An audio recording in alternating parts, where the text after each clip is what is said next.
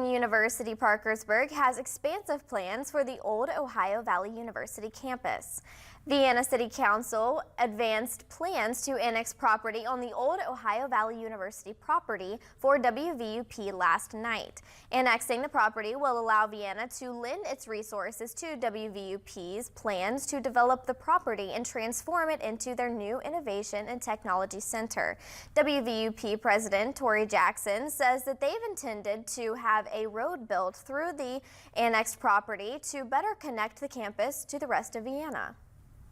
Well, ideally, we would be able to have a road within the next year. And in a perfect world, it will be ready to be opened. The 12th Street Annex, which we hope to call Innovation Drive, that will come to the corner of these fields, would be able to be operating next fall.